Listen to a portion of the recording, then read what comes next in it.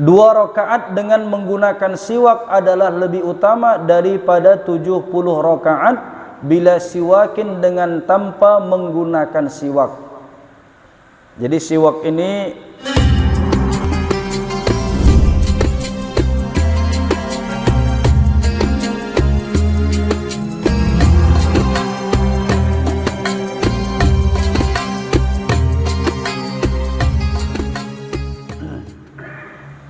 bab mengenai adab daripada berwudu. Jadi di sini tidak diterangkan secara terperinci bagaimana rukun-rukun wudu, syarat-syarat wudu, akan tetapi di sini dijelaskan kaifiyatul wudu, adab seorang ketika berwudu. Dan wudu ini ada tertib-tertibnya, ada tertib-tertibnya. Dan tertib ini bukan dibuat oleh baginda Nabi, bukan. Tapi tertib ini menjadi rukun, ini adalah dibuat oleh Imam Asy-Syafi'i. Dasarnya apa? Dasarnya daripada Al-Quran. Ya ayyuhalladzina amanu idza kumtum ilas salah faghsilu wujuhakum wa aydiyakum ilal marafiq wamsahu bi ru'usikum wa arjulakum ilal ka'bain. Wahai orang-orang yang beriman, apabila kalian berdiri mau mengerjakan salat, faghsilu wujuhakum, maka basuhlah wajah kalian. Rukun wudu ada niat, tapi di sini tidak disebutkan niat. Allah langsung mengatakan faghsilu wujuhakum, basuhlah wajah kalian. Faghsilu wujuhakum wa aydiyakum, kemudian tangan kalian. Faghsilu wujuhakum wa aydiyakum ilal marafiq, basuhlah sampai dengan ke siku. Wamsahu bi ru'usikum wa arjulakum, dan usaplah kepala kalian, rambut atau kepala. Wa arjulakum ilal ka'bain, kemudian kaki sampai dengan mata kaki. Jadi tidak disebutkan di situ telinga, tidak disebutkan di situ membasuh tangan, tidak disebutkan kumur-kumur, tidak disebutkan memasukkan air ke dalam hidung. Nah, sunnah-sunnah itu bagaimana? Sunnah-sunnah itu adalah diambil daripada hadis baginda Nabi SAW. Berwudu 3 kali itu diambil dasarnya dari mana? Dasar daripada perbuatan Nabi SAW. Kalau membaca kitab hadis Muslim, kadang-kadang Nabi pernah berwudu 1 kali, Nabi pernah berwudu 2 kali, Nabi pernah berwudu 3 kali. Artinya sekali saja cukup, 2 kali sudah pernah, 3 kali adalah tamam, kesempurnaan. Maka disimpulkan para ulama, orang yang berwudu kurang daripada 3 kali itu hukumnya makruh. Hukumnya makruh. Diambil bagaimana? Sebagaimana orang melebihkan wudu basuhannya daripada 3 kali, itu hukumnya adalah makruh. Dan asal daripada hukum wudu ini adalah tidak wajib.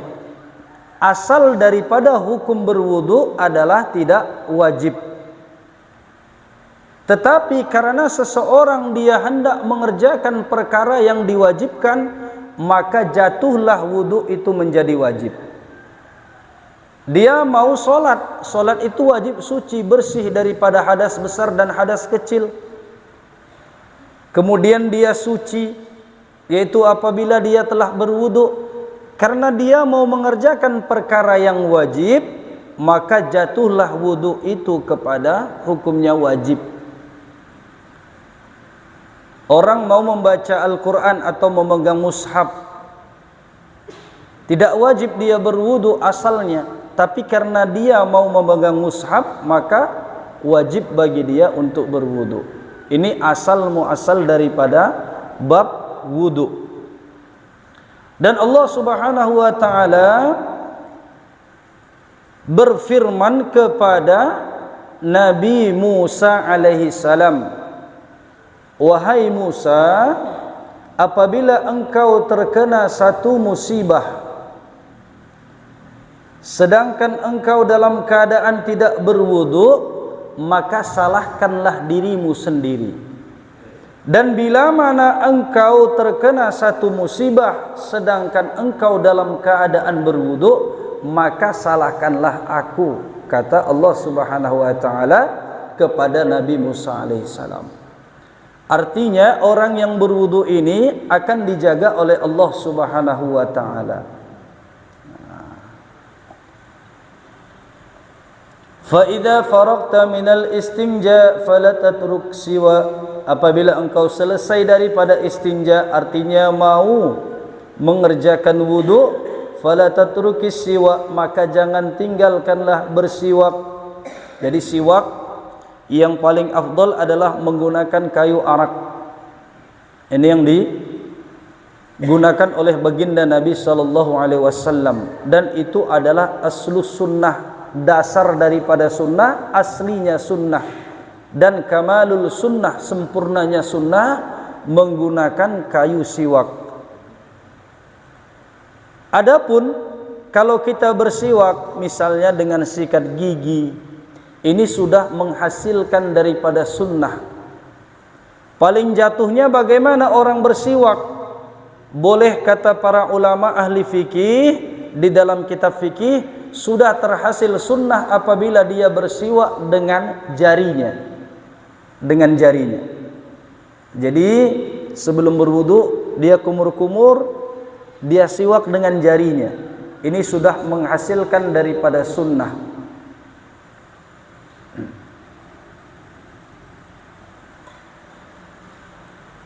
Tidak ada pulpen.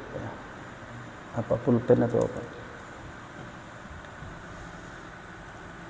Fa innahu mutahhirun lil fami, maka sesungguhnya siwak itu adalah mensucikan daripada mulut, membersihkan mulut. Jadi seperti yang diajarkan, sunnahnya siwak itu adalah ukurannya jangan kurang daripada 1 jengkal.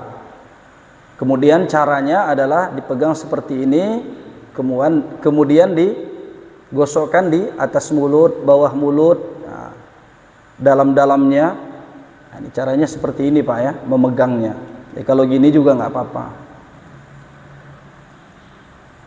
Tujuannya apa? Dia adalah membersihkan mulut. Kalau di dalam kitab fikih ini juga dikatakan bahwa orang yang senantiasa bersiwak, tentunya dengan kayu arak, ini menguatkan daripada hafalannya. Apalagi fadilahnya wa mardatu li rabbi, dan mendapatkan keridhaan Allah Subhanahu wa taala. Wa musakhatatus lisyaitani, dan membuat marah kepada syaitan.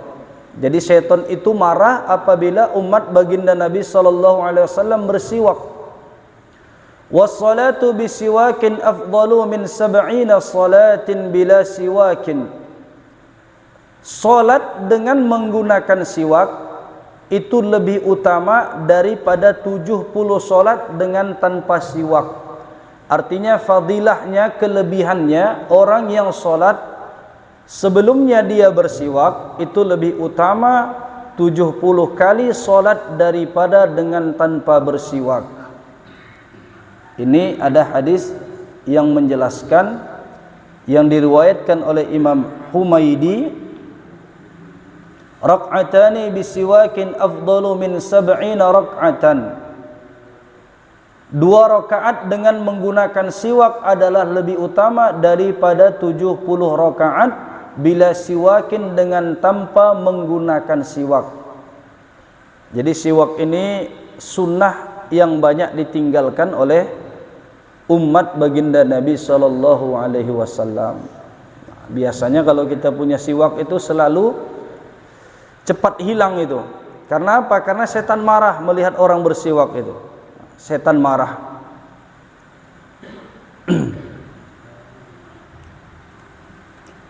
Thumma indal firaghi minas siwak, kemudian selepas selesai daripada bersiwak, ijlis lil wudu, duduklah untuk berwudu. Ini kata Imam Al-Ghazali, adabnya untuk berwudu adalah dalam keadaan duduk. Namun kalau berdiri itu tidak menjadi masalah. tidak menjadi masalah.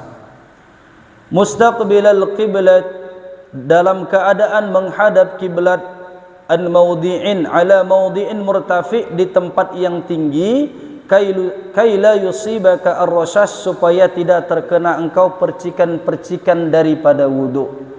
Jadi dalam keadaan menghadap kiblat, kemudian di tempat yang agak tinggi. Ini menurut Imam Al-Ghazali di dalam kitab ini dikatakan duduk di tempat yang tinggi supaya tidak terkena percikan-percikan daripada wudu. Nah, apabila seorang tidak ada air, misalnya tidak dia dapatkan air yang banyak, ataupun ada air di dalam perjalanan dan dia memerlukannya, bagaimana orang itu berwudu? Cukup dengan satu gayung. Jadi boleh, cukup, ini telah kita praktekkan, wudu dengan satu gayung itu cukup. Caranya bagaimana? Kita niatkan tangan kita ini menjadi mighrafah, kita niatkan tangan kita menjadi gayung. Jadi ini Pak ya, air satu gayung, kita niatkan Bismillahirrahmanirrahim, niat tangan ini menjadi mighrafah ataupun gayung. Kita basuh tangan, kumur-kumur dengan sedikit, kemudian istinsak. Istinsak itu dengan kumur-kumur, matmadah dengan istinsak namanya. Kumur-kumur dengan masukkan air ke dalam hidung. Ini juga banyak dibahas di dalam kitab hadis, kitab fikih. Itu bagaimana baiknya? Apakah dipisah kumur-kumur baru kita masukkan air ke dalam hidung? Ataukah kita masukkan air ke dalam mulut dengan berkumur-kumur, sisanya kita masukkan ke dalam hidung sekalian? Nah, kedua-duanya itu boleh dikerjakan. Jadi mana-mana yang dikerjakan, mau sendiri-sendiri kumur-kumur 3 kali, baru hidung 3 kali, itu juga boleh. Sekalian juga boleh. Kalau udah kumur-kumur, sisa airnya masukkan ke dalam hidung. Nah, istinsak itu sunnahnya sampai betul-betul dia, kalau kita bilang terasa pening, betul-betul dia ditarik ke dalam. Namun apabila seseorang dia berwudu hanya memasukkan air ke dalam hidung, dia hanya memasukkan air ke dalam hidung saja tanpa dia betul-betul membersihkannya, itu dia sudah mendapat kesunahan. Dia sudah mendapat kesunahan, yaitu aslus sunnah, asal daripada sunnah.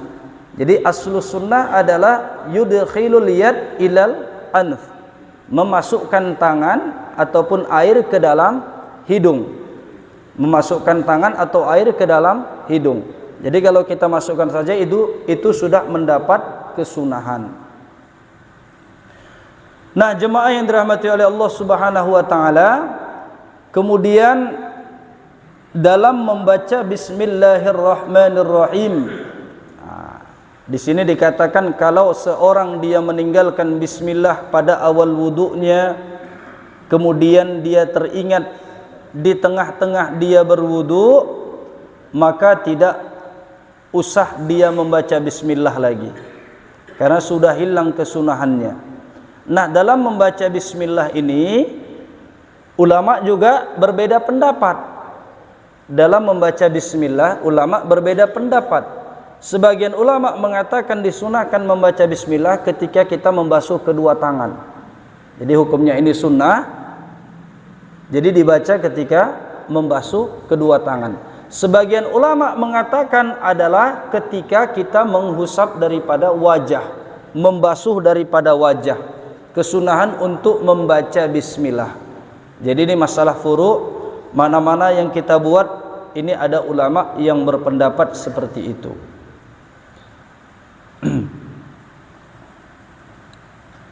Kemudian katakanlah, thumma qul alhamdulillahilladzi ja'ala al-ma'a tahuran kadza fil adhkar. Di dalam kitab al-adhkar itu sebutkanlah segala puji bagi Allah yang telah menjadikan air ini dalam keadaan suci. Alhamdulillahilladzi ja'alal ma'a tahura. Segala puji bagi Allah yang telah menjadikan air dalam keadaan suci. Rabbi a'udzubika min ghamazati syaitan, min amazati syaitan atau min hamazati syayatin. Ya Allah, aku berlindung kepada Engkau daripada bisikan-bisikan syaitan. Ini juga disunnahkan untuk membaca seperti itu selain daripada waktu mau solat. Kemudian basuhlah kedua tanganmu salasan qabla an tadkhuluha al-ina wa qul ham inni as'aluka. Sebenarnya ini Pak ya, doa-doa ini kata Imam An-Nawawi, nanti akan dibahas di sini. Doa-doa itu ada doa-doa yang yang dianjurkan ketika membasuh wajah ada doanya, ketika membasuh tangan ada doanya, ketika membasuh kepala, menghusap rambut ada doanya, telinga dan kaki ada doanya. Tapi kata Imam An-Nawawi, ini adalah bid'ah. Ini adalah bid'ah. Kalaupun ada, maka cukup dia bersyahadat ataupun mengucapkan la ilaha illallah. Asyhadu an la ilaha illallah wa asyhadu anna Muhammadar Rasulullah.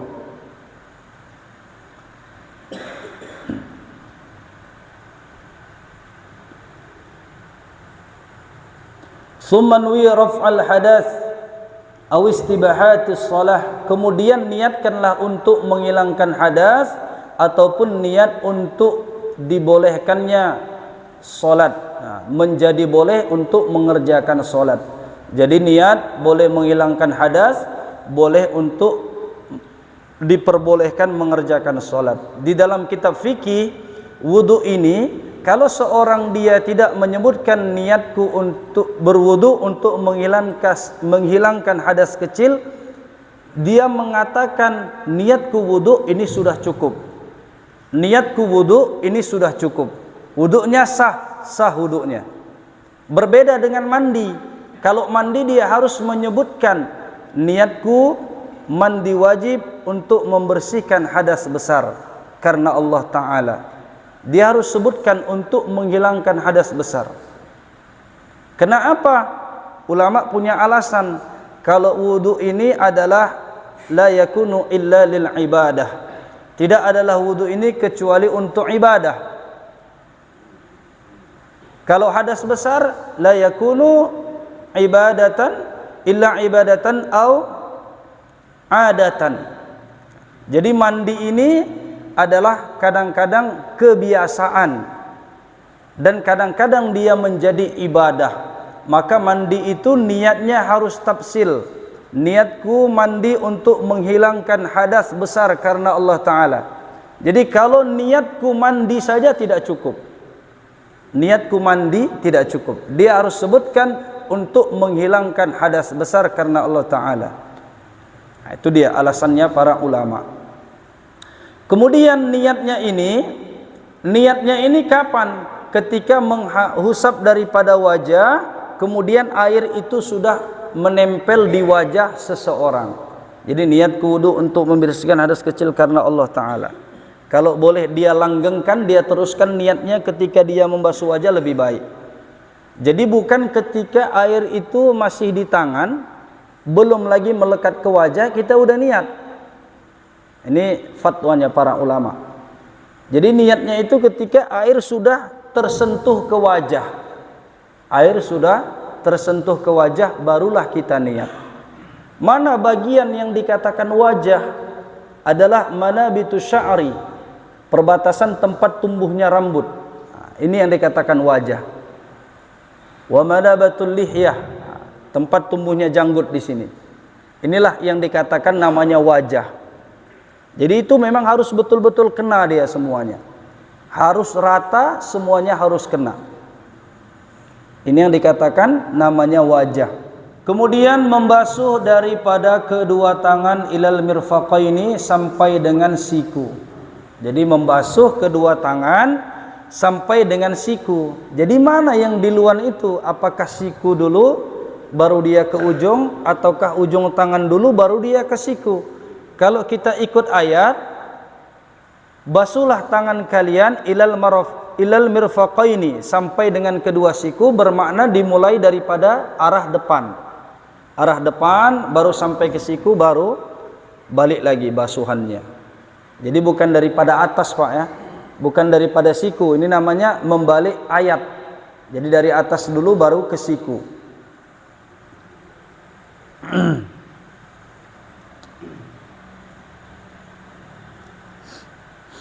Kemudian, maaf tadi ada ketinggalan, wa yajibu isalul ma ila manabatil lihya al khafifah dunal kashrifah.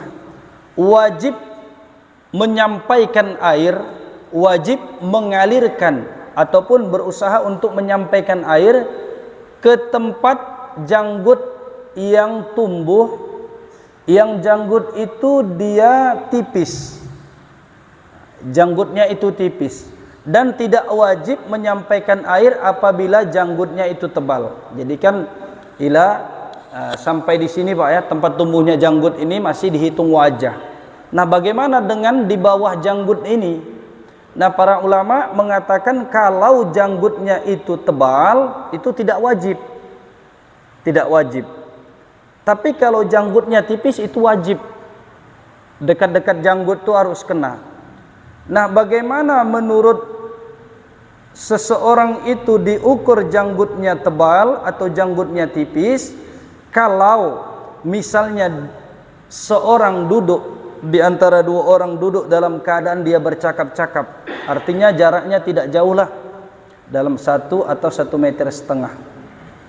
Kalau itu masih kelihatan launul basyarah, warna daripada kulitnya, kalau masih kelihatan warna daripada kulitnya, maka janggut itu dihukumi janggut yang tipis. Tapi kalau sudah ketutup, enggak nampak lagi launul basyarahnya, maka janggut itu dihukumi janggut yang tebal. Jadi dia tidak wajib untuk menyampaikan air ke dalam janggut, hanya disunahkan untuk menyela-nyela aja, nyela-nyela janggutnya.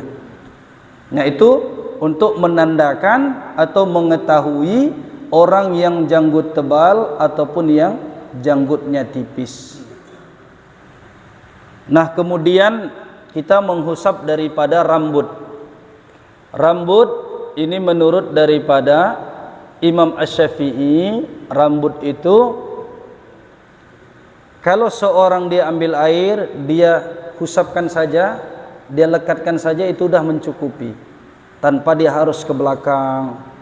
Karena sebagian mazhab ada yang mengatakan sampai ke belakang rata semuanya. Jadi kalau diambil air, dihusap gini aja udah cukup. Nah, udah cukup.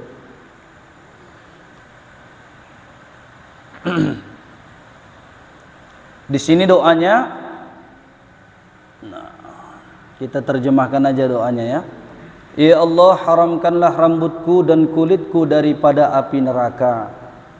Kemudian husaplah daripada kedua telingamu, yaitu zahirnya, zahir keduanya. Jadi kalau dalam kitab fikih ini Pak, masalah telinga ini ada yang mengatakan setelah rambut baru telinga, ini disunahkan untuk membasuhnya. Ada yang mengatakan tangan, ketika mengawet tangan, kemudian telinga juga. Jadi banyak pendapat para ulama. Tapi yang paling ashah, yang paling bisa dipegang, yang banyak dikerjakan adalah setelah rambut baru kita membasuh telinga. Dan ini adalah hukumnya sunnah. Kalau tidak dibasuh pun tidak mengapa. Jadi caranya kita ambil air, luarnya ini Pak ya, yang zahir katanya. Jadi tidak sampai ke dalam. Zahir mana yang nampak, luar telinga. Sekali saja tidak mengapa, 2 kali enggak mengapa, 3 kali lebih utama, lebih afdal.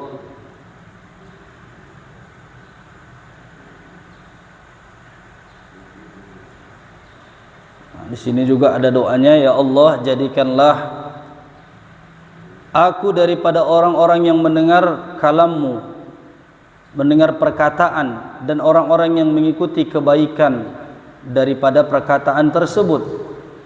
Ya Allah, perdengarkanlah kepadaku panggilan-panggilan daripada surga. Panggilan daripada surga. Thumma amsah rutbataka wa qulfaka raqabati minan nari wa a'udzubika min salasili wal aghlal. Kemudian yang terakhir adalah membasuh daripada kaki. Membasuh daripada kaki. Jadi Pak, ada kata-kata membasuh, ada kata-kata menghusap. Faghsilu wujuhakum wa aydiyakum ilal marafiqi wamsahu bi ru'usikum wa arjulakum ilal ka'bain. Itu di dalam kitab Majmu' karangan Imam An-Nawawi. Apa perbedaan menghusap dengan membasuh? Jadi kalau membasuh itu adalah imrarul yad, dia menjalankan tangannya.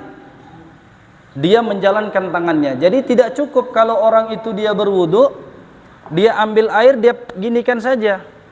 Tanpa dia imrarul yad, menjalankan tangannya. Itu tidak cukup. Dia harus imrarul yad.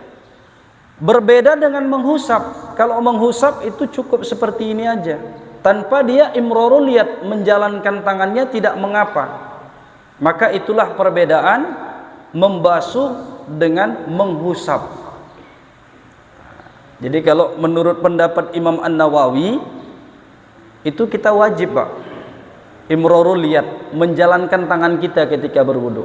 Jadi kadang-kadang ada orang berwudu karena udah pakai air keran, diginikan aja sama dia. Nah, diginikan aja tanpa dia menjalankan tangannya. Nah, itu menurut Imam An-Nawawi, walaupun ada pendapat yang lain, itu tidak sah karena dia tidak imrarul yad. Kalau menghusap tidak mengapa, diginikan saja udah selesai dia.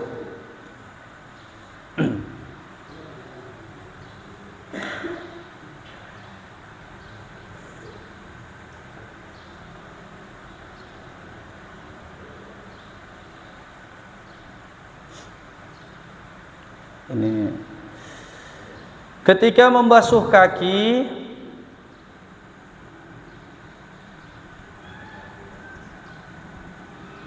sumaksil rijlaka al-yumna thumma al-yusra ma'al ka'bain.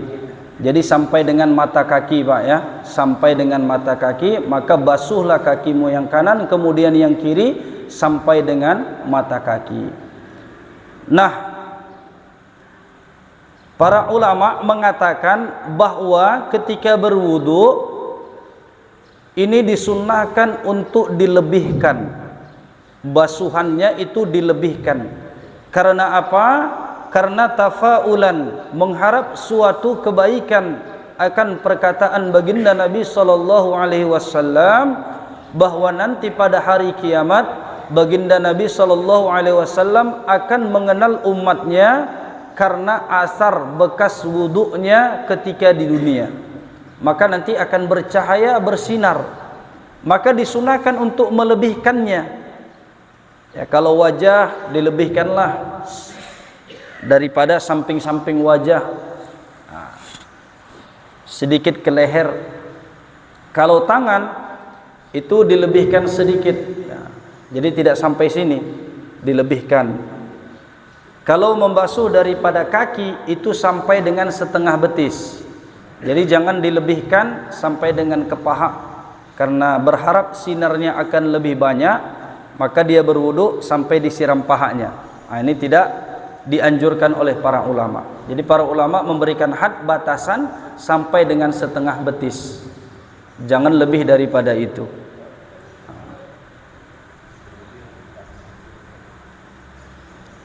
Begitu juga ini Pak, kaki ini ada doanya juga ya. Ya Allah, mudahkanlah aku untuk menuju titian sirat. Ya Allah, aku berlindung kepada Engkau. Engkau memasukkan kedua kakiku ini ke dalam titian sirat, ketika di titian sirat ini ke dalam neraka. Nah, ini juga doanya. Sudah selesai wudu, fa idza faragta. Jadi yang 3 kali itu hukumnya sunnah Pak ya. 3 kali hukumnya sunnah. Menyela-nyela kaki juga hukumnya sunnah. Jadi menyela-nyela jari kaki itu hukumnya sunnah. Menyela-nyela jari tangan itu hukumnya juga sunnah. Fa idza faragta, maka apabila engkau selesai, farfa basaraka ila sama, maka angkatlah. Ini adab setelah berwudu. Kata Imam Al-Ghazali, angkatlah pandangan kamu ke arah langit.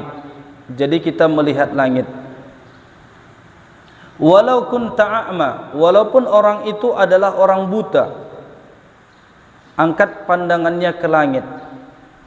Warfa' yadaika, angkatlah tangan engkau.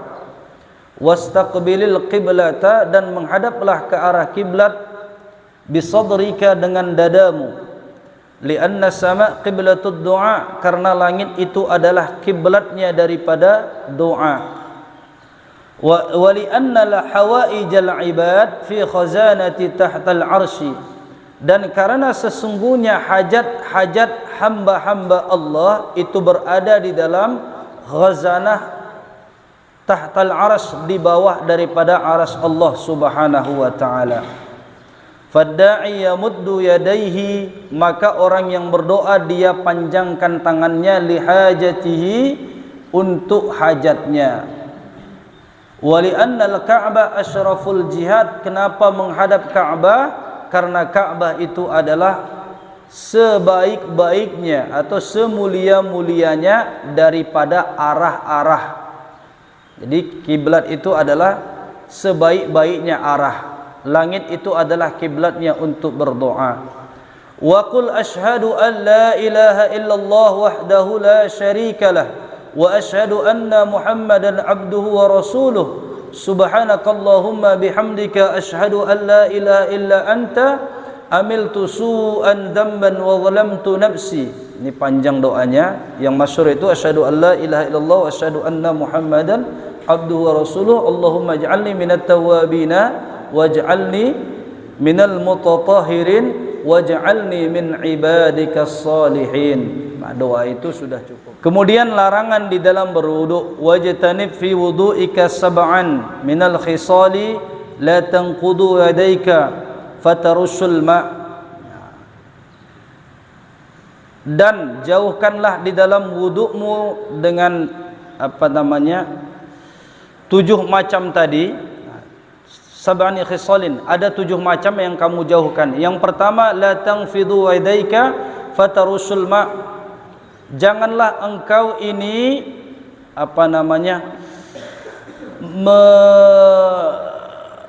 membentangkan tanganmu sehingga engkau menampar-nampar daripada wajahmu.